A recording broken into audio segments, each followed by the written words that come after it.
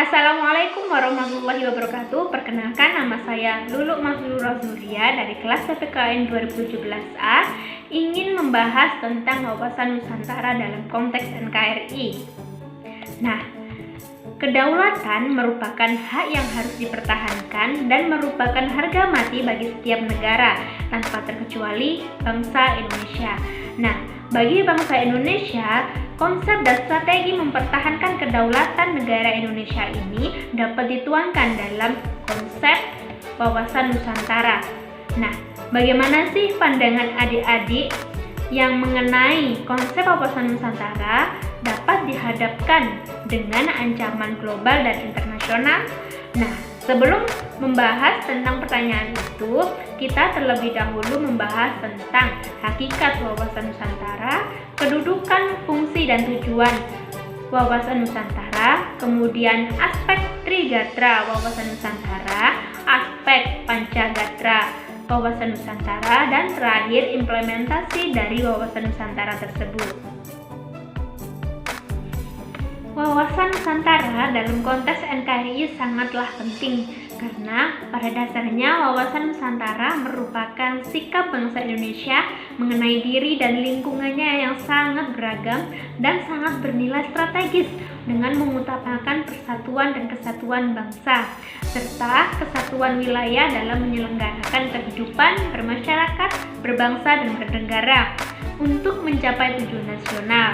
Nah, wawasan Nusantara menjadi pola yang mendasari cara berpikir, cara bersikap, dan cara bertindak dalam rangka menangani permasalahan yang menyangkut kehidupan bermasyarakat, berbangsa, dan bernegara.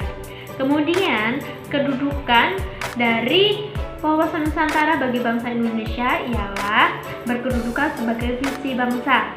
Visi bangsa Indonesia sesuai dengan konsep wawasan Nusantara ialah menjadi bangsa yang satu dengan wilayah yang satu tetap utuh serta sebagai satu konsepsi ketatanegaraan Republik Indonesia.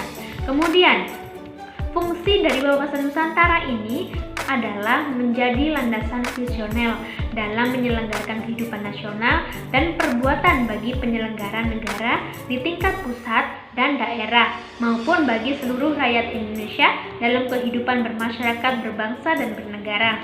Dan tujuan dari wawasan Nusantara ini ialah mewujudkan nasionalisme yang tinggi di segala aspek kehidupan rakyat Indonesia. Yang lebih mengutamakan ialah kepentingan nasional itu lebih penting daripada kepentingan individu, kelompok, golongan, suku, atau bangsa, daerah, atau daerahnya sendiri. Itu jangan sampai melebihi dari kepentingan bersama. Kemudian mengenai ketahanan nasional pada hakikatnya bergantung kepada kemampuan bangsa dan negara di dalam mendayagunakan secara optimal gatra alamiah. Nah, kemudian gatra alamiah ini ada 3 gatra yang disebut aspek Trigatra dalam wawasan Nusantara. Nah, Trigatra ini antara lain letak dan bentuk geografis Indonesia, yaitu yang terletak pada 6 derajat lintang utara, 11 derajat lintang selatan, 95 derajat bujur timur, 141 derajat bujur timur yang dilalui garis khatulistiwa yang di tengah-tengahnya terbentang garis ekuator sehingga Indonesia mempunyai 2 musim, yaitu musim hujan dan musim kemarau. Yang kedua, keadaan dan kemampuan penduduk. Penduduk ialah semua orang yang menempati suatu daerah tertentu. Nah, kalau kemampuan penduduk yang tidak seimbang dengan pertumbuhan penduduk dapat menimbulkan ancaman-ancaman terhadap pertahanan nasional. Yang ketiga ialah keadaan dan kekayaan alam.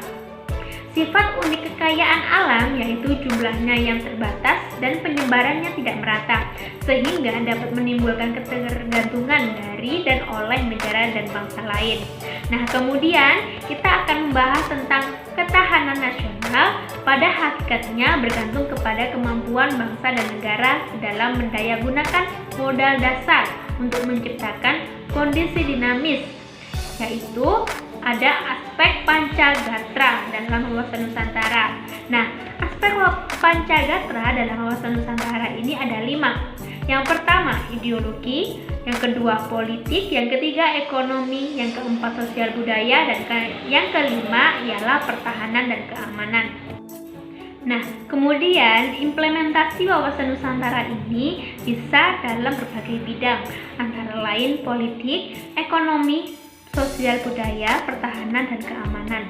Nah, kemudian implementasi wawasan Nusantara dari bidang politik akan menciptakan iklim penyelenggaraan negara yang sehat dan dinamis. Hal tersebut nampak dalam wujud pemerintahan yang kuat, aspiratif, dan terpercaya yang dibangun sebagai penjelmaan kedaulatan rakyat. Nah, kemudian implementasi wawasan Nusantara dalam kehidupan ekonomi. Hal ini akan menciptakan tatanan ekonomi yang benar-benar menjamin pemenuhan dan peningkatan kesejahteraan dan kemakmuran rakyat secara merata dan adil.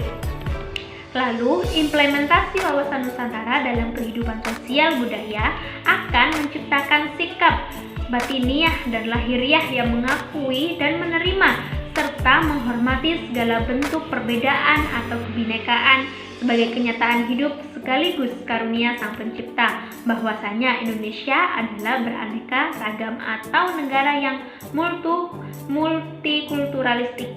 Nah, kemudian implementasi wawasan Nusantara dalam kehidupan pertahanan dan keamanan yang akan menumbuh kembangkan kesadaran cinta tanah air dan bangsa yang lebih. Nasionalisme akan ditumbuhkan dalam setiap warga negara Indonesia. Hal ini menjadi modal utama untuk membantu mempertahankan kedaulatan negara Indonesia ini. Nah, itu tadi penjelasan dari saya mengenai wawasan Nusantara dalam konteks NKRI.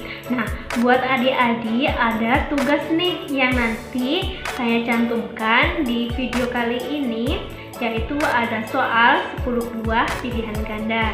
Dan untuk jawabannya nanti kita share melalui WhatsApp atau langsung adik-adik bisa melalui WhatsApp ke saya untuk jawabannya. Nah, saya akhiri. Terima kasih atas perhatiannya. Wassalamualaikum warahmatullahi wabarakatuh.